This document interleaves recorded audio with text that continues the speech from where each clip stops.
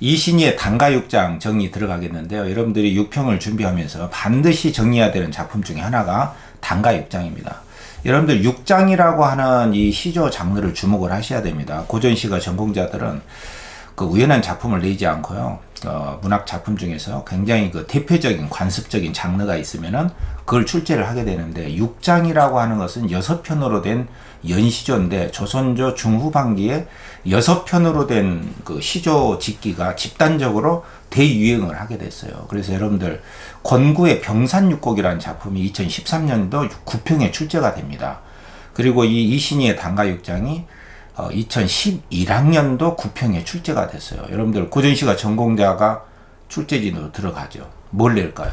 우연하고 예외적이고 그런 거 안 내요. 굉장히 출제할 만한 타당도가 있다. 이건 출제할 만하다. 그만큼 중요하다. 이 작품이 나올 가능성이 95% 이상입니다. 그래서 6평, 9평 올해 수능에도 나올 테니까 여러분들 공부를 해야 될까 안 해야 될까? 해야 되겠죠.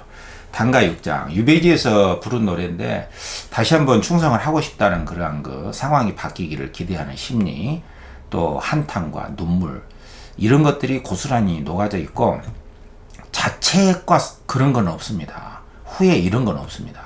그래서 여전히 임금에게 충성을 다하고 싶은 마음을 자연물에다가 이렇게 담아서 간접적으로 우의적으로 표현했단 말이야. 근데 여러분들 이렇게 다이제스트 식으로 이렇게 요약하고 뭐 주제 이런 것은 수능 문제 풀이에 그리 도움이 안 됩니다. 언어 속으로 들어가야 됩니다. 구체적으로 나와 있는 그 밑줄 친 부분에 그 언어를 옆에 있는 다른 언어로 설명을 할 수가 있어야 돼요. 그리고 대응 적용이 필수입니다. 그래서 여러분들 다시 한번 늘 강조하지만 변죽만 올리는 그런 공부 하지 말고, 실제로 수능 평가원에서 그 문학 전공자들이 내는 평가원 시험 문제의 출제 경향에 적중하는, 그것을 겨냥하는 공부가 아니면 안 된다. 이 점을 다시 한번 강조하면서요. 여기서는 반드시 여러분들이 알아둬야 될 그 두 가지 자연물이 있는데, 두 마리의 제비입니다. 이 제비에 주목하시고 필수적으로 나올 만한 그 구절만 제가 핵심적으로 알려드리겠습니다. 제가 낸 LSK식 평가원 문제에 여러분들이 주목하면서 정의해 나가면 금방 할 수 있습니다. 자, 화면 보면서 주목할 만한 대목만 연습해 봅시다. 논리적 해석법만 연습하시면 됩니다. 자, 권구의 병산육곡 같은 게 이제 나왔다. 그리고 이번에 EBS 수능 특강에 2011학년도 9평에도 출제가 이미 됐던 이 작품이 나왔으니까 이걸 주목하자. 요 이야기 아까 했고요. 자, 제시문에 바로 들어가 보겠습니다. 자, 장부의 할 사업 아는가 모르는가. 이 장부가 화자란 말이야. 대장부. 효제 충신 이 밖에 또 있느냐. 효도하고 충성하고. 근데 이것은 이제 유교적인 하나의 그 규범이고 이데올로기이기 때문에 별로 뭐 새로운 이야기가 없습니다. 다만 이뿐인가 하노라. 자, 이렇게 나왔고, 이게 주목할 만한 게 이제 이런 자연물이단 말이야. 소나무, 자연물이죠? 이거 자체가 생동감입니다. 생동감이 어디 있냐? 이렇게 이야기한 사람이 있는데, 생동감이라고 하는 것은 내가 느끼는 것이 아니에요. 이렇게 자연물이 나오면은 그 자체가 구체적이고 감각적인 것이 나왔다. 이거 자체가 생동감이라는 것을 알아야 됩니다. 여러분들 다시 한번 기본 문학에 대한 개념어와 원리를 잘 아셔야 됩니다. 난리가 있고 도끼가 날래 찍었다. 소나무를 찍었거든. 그래서 소나무가 쓰러졌는데 우로 비와 이슬이 깊으면 다시 볼까. 이게 이제 화자의 마음이에요. 문학은 마음에 대한 정보를 묻습니다. 마음. 다시 보고 싶은 마음은 뭐예요? 지금보다 개선되기를 바라는 마음이고, 기본적으로 자기가 바라는 것이죠. 바라는 것을 바람직한 삶의 추구라고 하는 거예요. 무슨 뭐 반드시 도덕적 윤리적인 게 아닙니다. 문학에서는 사랑하고 싶다, 가고 싶다, 갖고 싶다, 하고 싶다, 이런 것들이 바람직한 삶의 욕구예요. 사랑에 대한 욕구. 여기서는 다시 보고 싶은 것이 뭐야? 바로 가버린 소나무에 대한 기대감이 있는 것이죠. 그것을 다시 찾고 싶다. 그럼 우로는 뭘까? 우로가 있어야만이 다시 볼 수 있는 거예요. 그래서 우로라고 하는 자연물은 상징적인 의미를 갖고 있지만, 여기서는 소나무를 다시 갖게 하게 하는 바로 그거, 소나무를 다시 태어나게, 다시 만들어주게 하는 바로 그거. 그러니까 이런 것을 바로 뭐야? 살려주는 것이기 때문에 생명력을 부여해주는 대상이다. 여러분, 생동감이라는 거하고 생명력은 어떤 차이가 있습니까?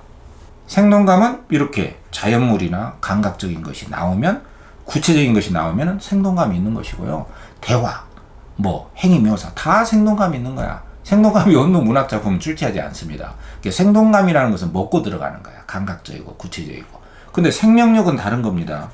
생명력이라고 하는 것은 살려주는 거예요. 소나무를 살려주는 것은 뭐죠? 우로다 이거죠. 여기에 깃들어 있는 마음은 뭐죠? 문학은 마음입니다. 마음. 바라는 마음이죠.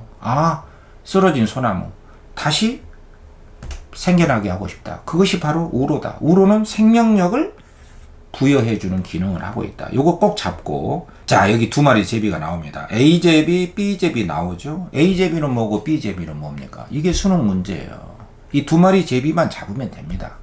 제비를 보고 화자가 일으킨 마음이 뭡니까? 화자의 마음은 바깥에서 일어나는 거예요? 내면에서 일어나는 거예요? 바깥을 보고 내면에서 일어나는 것이죠? 그 제비가 마음을 일으킨 거야. 근데 이 제비가 똑같은 제비가 아니란 말이에요. 일단은 그 작품에 대한 개요라든가 주제를 아는 것은 수능에 도움이 안 됩니다. 언어 속으로 들어가야 됩니다. 언어를 언어로 설명을 해라. 그럼 제비가 뭐냐? 뜰가에 있는 것이죠. 날아다니는 것이죠. 적격의 회포. 회포는 마음이에요. 마음. 적격은 유배자란 말이야. 화자예요. 여기 장부입니다. 장부. 나의 마음. 저 제비가 뭡니까? BBQ가 아니야. 날고 난다. 한숨. 나에게 한숨을 주는 거란 말이야. 그러니까 나의 한숨을 키워주는 거. 다른 말로 정서를 심화한다. 정서를 약화시키는 거 있습니까? 정서 심화 나오면 다 맞는 거예요. 나의 슬픔을 더 크게 만들어주는 제비고요. 이 B의 제비는 뭐예요? 공량, 여기 멀리 가면 안 됩니다. 기둥에 있는 제비야. 무슨 말 하느냐. 내 풀어낸 시름은 널로만. 너가 바로 제비란 말이야. 그럼 내 시름을 풀어주는 것은 너밖에 없다. 그러니까 풀어낸 뭐를, 시름을. 시름이 의미상 목적어잖아요. 그럼 내 시름을 풀어주는 것은 너로만. 오로지 보조사 아닙니까? 너. 인격을 부여했잖아요. 너밖에 없다. 그럼 B의 제비는 뭐야? 시름을 풀어주는 제비고 A는 한숨을 키워주는 제비다. 이 제비가 어찌 똑같은 제비라고 할 수가 있겠습니까? 근데 여러분들이 주제 찾고 시대 배경, 작가 연구하다 보면은 이러한 언어의 구체성을 놓치게 돼요. 근데 수능은 이것을 파고 들어갑니다. 언어 속으로 들어가라. 언어를 언어로 설명을 해라. 낯설게 봐라. 어떤 고정된 생각을 하면 안 된다. 느낌이 생각으로 이어지기 전에 알아차림하고 언어를 언어로만 설명을 할 수 있는 연습을 해라. 이것이 바로 논리적 해석법이에요. 그러니까 머무르면 안 됩니다. 계속 바뀌니까 여러분들은 낯선 문제를 풀 수밖에 없어요. 거기에 대비해야 됩니다. 그 다음에 명월 나오잖아. 간대마다 따라온다. 다만 너뿐인가. 인격을 부여했잖아요. 명월 좋다. 나의 친구. 또 매화를 보려고 창을 열었어. 요거 이제 화자의 행위가 나오잖아요. 여기에는 화자의 행위가 안 나와. 그냥 명월이 있고 봤어. 근데 천을 잡고 화향을 여는 주체가 누굽니까? 화자잖아요. 그럼 매화는 뭡니까? 보고 싶은 거예요. 좋은 거예요. 향기가 있죠. 매화의 향기. 추위 속에도 피잖아. 호접이 이 향기, 매화 향기를 알면은 애는 창자니까 창자 끊어질 거야. 호접은 버터플라이, 나비 아닙니까? 그러니까 이 매화의 향기를 보고 싶다는 것은 매화 속에서 뭐가 있는 거야? 화자가 있는 거예요. 화자의 분신이라고도 할 수가 있잖아요. 추위 속에도 피는 매화의 향기. 누구도 꺾을 수 없잖아요. 추위를 이겨내는 꽃이니까 우리가 지조나 절개의 뜻으로 해석을 해도 돼요. 여기서는. 반드시 그거다라고 하면 안 되고 여기서는 매화의 향기가 있는데 나비가 몰라. 이 나비가 이 매화의 향기가 있다는 걸 알면 아마 창자가 끊어질걸? 그러니까 이 자연물 속에는 뭔가 A를 통해서 B를 넣었잖아요. 이 속에 넣었다. 뜻을 넣었다. 이걸 뭐라고? 우의적이라고 한단 말이야. 이솝 우화 속에는 동물만 있지만 인간이 없잖아요. 그러나 그 동물은 인간의 이야기입니다. 그러니까 이 매화의 향기가 화자라고 한다면은 이 화자의 추위를 이겨내는 마음을 이 호접이라는 존재가 모르고 있는데 알면은 창자 끊어질 것이다. 그럼 화자의 마음을 알아줬으면 하는 그 존재가 누구야? 왕이 아니고 뭡니까? 그래서 이 우의적인 뜻이 있다는 것만 좀 체크를 하고, 자, 문제 보면은 적절한 거 했잖아요. 1장은 기존의 통념은 이제 충성, 효도인데 의문을 제기한 게 아닙니다. 상징적 자연물, 이게 우로거든? 상황이 바뀌기를 기대하는 마음이죠. 이게 맞잖아요. 바뀌었으면 좋겠다. 지금 유배지에서 풀려났으면 좋은 거 아니에요? 3장은 4장과 달리 말을 건네는 방식인데 말을 하는 게 아니라 건네는 거야. 대화가 아니라 주고받는 것이 아니라 말을 건네는 겁니다. 대화인 척 하는 거야. 그래서 주고받냐, 말을 건네냐, 말을 건네냐, 이 기본이잖아요. 그러니까 대화가 아니라 대화체란 말이야. 근데 대화체라는 것은 너, 그대, 당신, 향단아 이렇게 부르면 돼요. 부르면 됩니다. 근데 부르는 것은 2장에 있어요? 3장에 있어요? 4장에 있습니까? 여기에 보면은 너라고 불렀잖아요. 너라고 부른 것은 4장에 있거든. 3장에는 없습니다. 제비 보고 한숨만 쉬고 있잖아. 그러니까 3장이 말을 건네는 게 아니고 4장이란 말이야. 너라고 하는 것은. 공간각 이런 게 없어. 오케이? 5장은 6장과 달리 행동 묘사다. 그럼 누구의 행동입니까? 누구의 행동이냐? 화자입니까? 화자의 행위는 5장이야, 6장이야. 그러니까 일단은 문학은 느낌이 아닙니다. 마음에 대한 정보예요. 그러니까 5장에 보면은 명월은 따라오는 것이고 잔을 잡고 창을 여는 것은 화자의 주체적 행위단 말이야. 매화는 그토록 화자가 보고 싶어 하는 것이잖아. 화자의 주체적인 행위 묘사는 5장이 아니라 6장이란 말이죠. 그래서 답은 2번이 맞고. 자, A제비, B제비. 자, 요런 문제가 이제 핵심 논리적 해석 문제입니다. 일단은 완전 그 언어를 언어로 설명을 해라. 느낌 다음에 생각과 판단으로 이어지지 않도록 알아차림해라. 항상 우리가 명심해야 됩니다. 시험장에 가면은 생각을 일으키면 안 됩니다. 언어 옆에 언어, 멀리 가지 마세요. A제비는 근심을 키워주는 거, 한숨 쉬게 하는 거. B의 제비는 나의 걱정 근심을 풀어주는 거. 그러니까 뭐야? 4번에 정서를 심화한다? B는 근심을 풀어준다. 4번이 맞잖아요. 근데 3번을 보세요. 정서를 자극한다. 정서를 자극하는 것은 맞아요, 틀려요? 보이는 것, 들리는 것은 다 우리의 마음을 자극하죠. 우리 마음을 일어나게 합니다. 정서 유발. 맞습니다. 근데 감각적 경험과 B는 무관하게 정서를 생성한다. 여러분, 내 감각과 무관한 정서가 있습니까? 내 마음이 어떻게 일어납니까?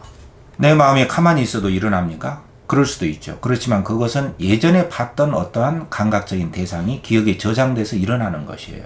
그래서 내 감각적인 경험과 무관하게 일어나는 정서는 없습니다. 어떤 것을 보고 듣고 바깥에 있는 것을 내 감각기관과 마주침으로써, 접촉함으로써 그 접촉의 경험이 내 마음을 일으키게 만드는 거예요. 마음의 원리죠. 외부 대상과 접촉해서 마음은 일어난다.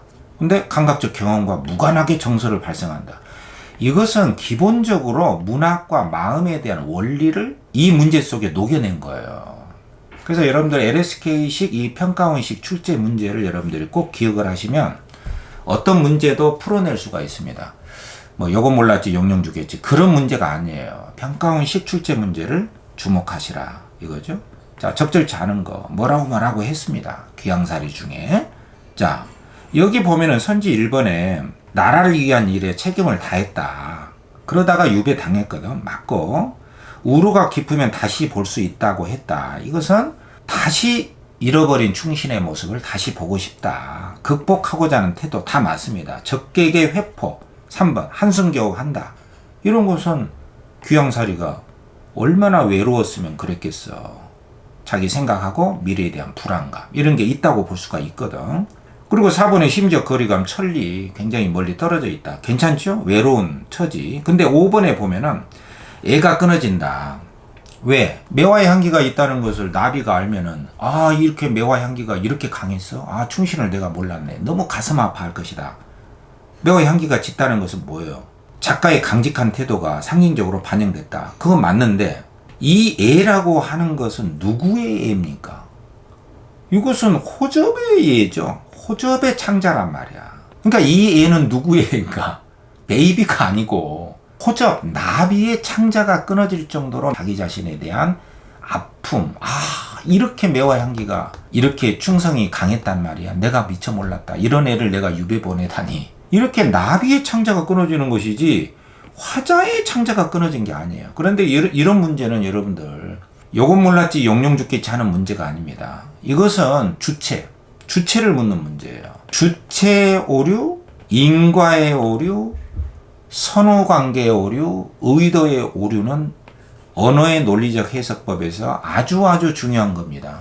평가원식 논리 출제 방식에 있어서 하나의 불변의 출제 원리입니다. 이 점을 꼭 기억하시고 이신의 단가 6장의 핵심만 제가 언급을 했습니다. 자, 다음 편 이어서 하겠습니다. 여러분들 꼭 정리하시고 이 속에 6평도 9평도 수능도 있다는 것에 믿음을 갖고 하시기 바랍니다.